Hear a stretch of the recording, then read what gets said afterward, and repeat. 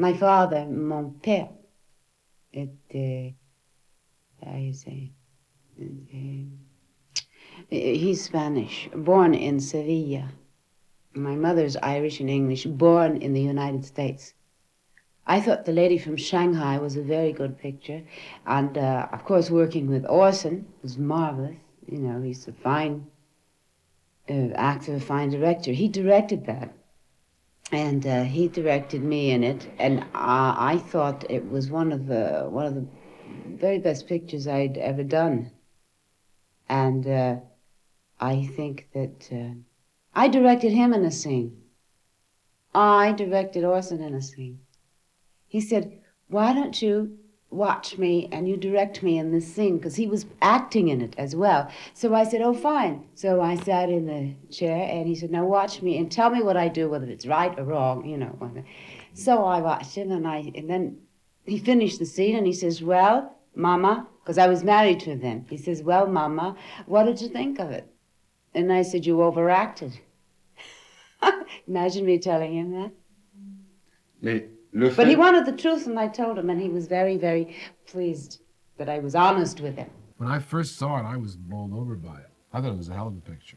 When Orson Welles made The Lady from Shanghai, which was made sometime in '46 and released in '48, he was just getting over a kind of blacklist as a director. He made one of the best movies anybody'd ever seen called Citizen Kane.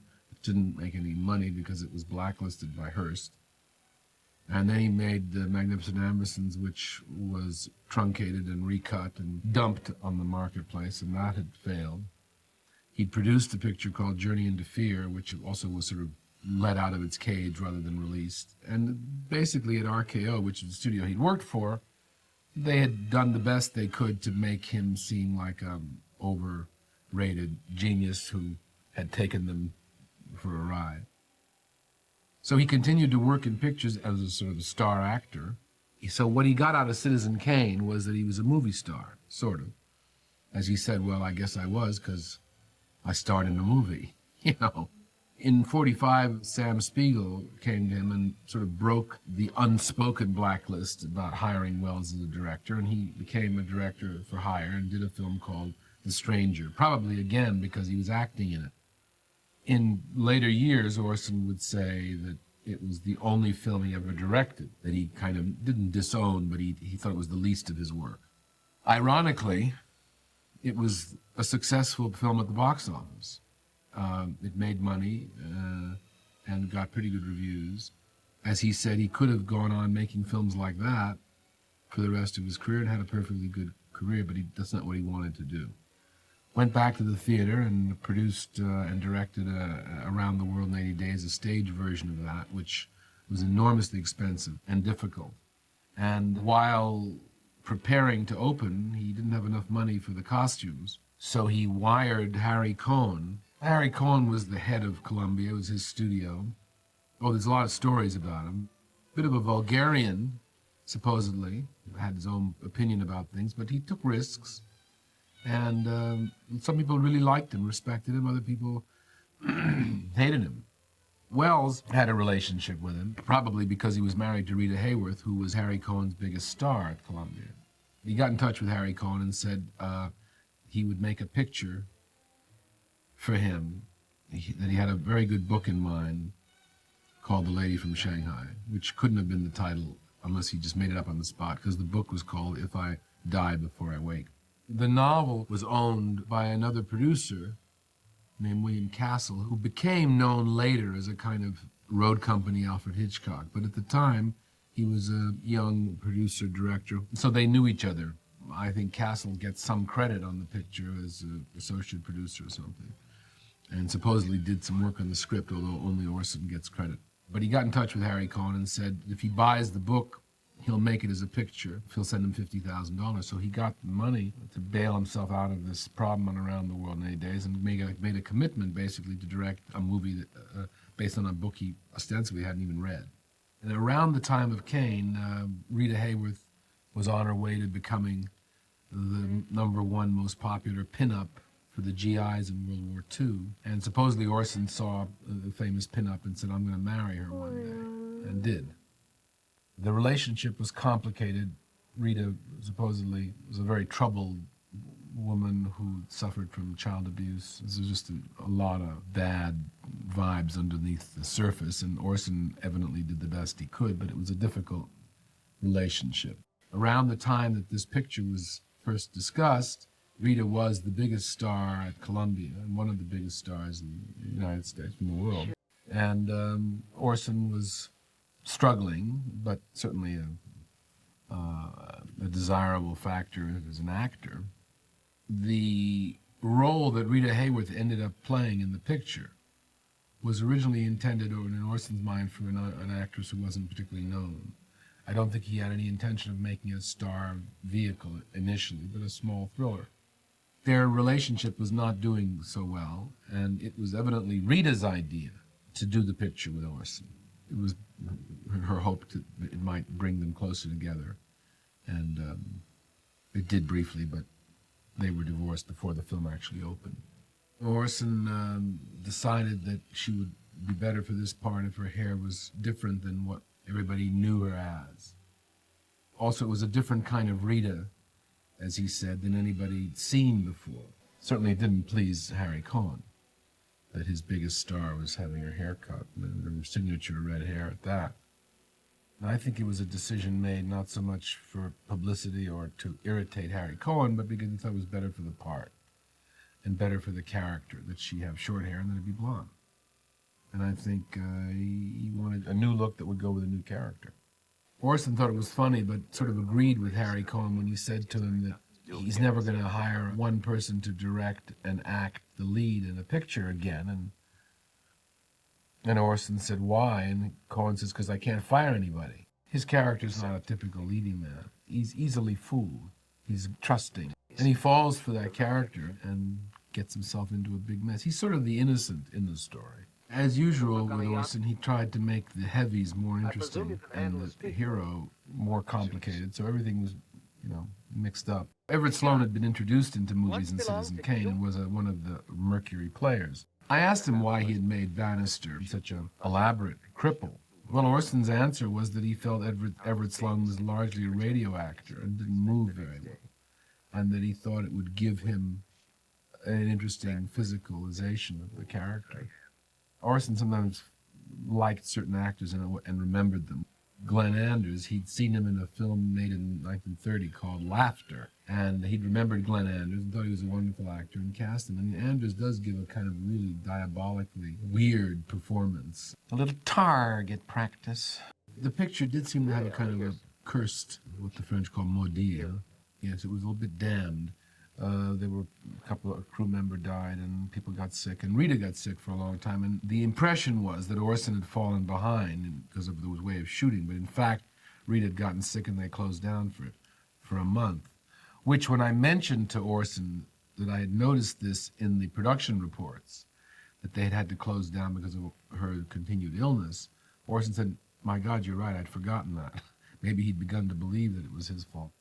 I think with The Lady from Shanghai, which was shot on sound stages, but it was also shot on locations in Acapulco and San Francisco, and as usual with those scenes that are shot on real locations, they give the film an enormous breadth, and you feel that, this is happening. Orson was particularly good at handling locations and showing them off to their best ability. John Ford had said to me, most of the good things that happen in pictures happen by accident. And I repeated this to Wells, and Wells said, yes, you could even say that a director is a man who presides over accidents. He liked to create a set in which the possibility of something different than what he'd imagined or that what he planned would happen. He liked to leave it open. Well, shooting on location gives you much more of that feeling. The yacht on which they shot belonged to Errol Flynn, who was a friend of Wells's, and supposedly Flynn was around for some of the shooting. There were also 3 cameramen on the picture. Charles Lawton gets sole credit, but Rudolph Maté, who then became a director later, also is credited. And then there was Joseph Walker, who also did all the Frank Capra pictures and probably was under contract to Columbia still. It speaks of the picture being shot in pieces in different places and also over a longish period of time.